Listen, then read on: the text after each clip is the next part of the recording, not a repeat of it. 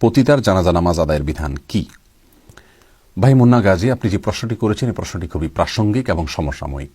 কারণ আমরা সবাই ইতিমধ্যে একটি সংবাদ হয়তো দেখেছি, আর তা হলো বিবিসি বাংলা নিউজ করেছে যে বাংলাদেশের দৌলতদিয়ায় একটা পতিতালয় রয়েছে, সেখানকার একজন পতিতার মৃত্যুর পর প্রথমবারের মতো একজন ইমাম জানাজার সালাত আদায় করিয়েছেন এবং স্থানীয় প্রশাসনের অনুরোধে তিনি জানাজার সালাত আদায় করিয়েছেন। 200 মানুষ সেই জানাজায় অংশগ্রহণ করেছে।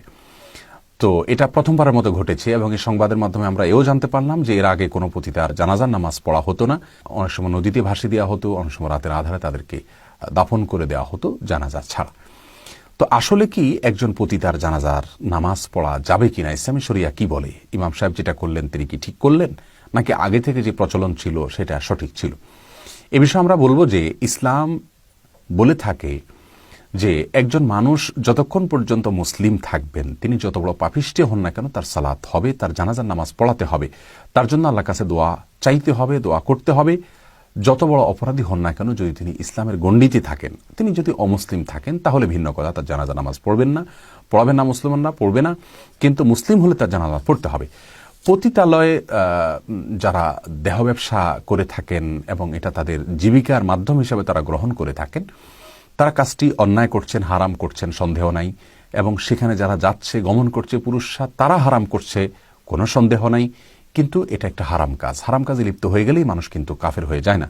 আর পতিতালয়ে যারা দেহ ব্যবসা করে তারা তাদের উপার্জন করে থাকেন, জীবিকা নির্বাহ করে থাকেন, এদের বড় একটা অংশ সেখানে কিন্তু বাধ্য হয়ে যায়, বিভিন্ন প্রতারণার মাধ্যমে তারা শিকার হয়ে তারা সেখানে যায়।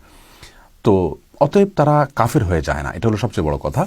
কাজ যেটা করছে সেটা হয়তো অন্যায় করছে, এমনকি যদি কেউ স্বেচ্ছায়ও যায় তারপরও তিনি একটা গুনাহের কাজ করছেন, আল্লাহর প্রতি তার ঈমান যদি থেকে থাকে, মুসলিম যদি হয়ে থাকেন, তাহলে অপরাধ করছেন ঠিক আছে, কিন্তু তার ফলে তিনি ইসলাম থেকে খারিজ হয়ে যান নাই।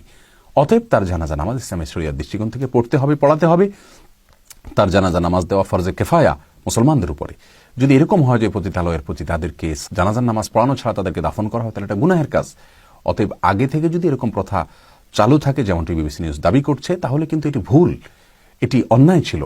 বরং ইমাম সাহেব দৌলতদিয়াতে যে জানাজা নামাজ পড়ালেন প্রথমবারের মতো, বিবিসি বাংলার ভাষ্যমতে তিনি এই কাজটি ভালো করেছেন, পতিতার জানাজা নামাজ পড়িয়ে।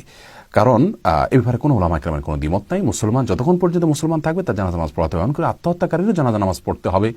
এমনকি কোনো জেনাকারী ব্যক্তি জেনা করার পর তার যদি শাস্তি কার্যকর হয়, মারা যায়, যে কোনো অপরাধী, এমনকি খুনি, তার যদি ফাঁসি হয় তারও জানাজা নামাজ পড়তে হবে।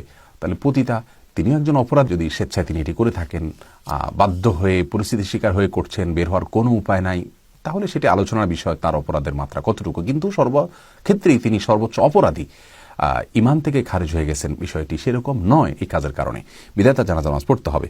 হাফেজ ইবনে হাজার আসকালানী রাহিমাহুল্লাহ ফাতুল বারীতে লিখেছেন যে লাম ইয়াখতালিফিল উলামা ফি সলাতি আলা আহলিল ফিসকি ওয়াল মাআসি ওয়াল মাকতুলিনা ফিল হুদুদ। যারা অন্যায় করে, পাপাচারে লিপ্ত, অপরাধ করছে, এমনকি আপনার অপরাধ করে তার শাস্তি কার্যকর করার ফলে মৃত্যুবরণ করেছে, এরকম মানুষদের জানাজা পড়ার ব্যাপারে এটা যে বৈধ, এ বিষয়ে কোনো আলেমের কোনো দ্বিমত নাই।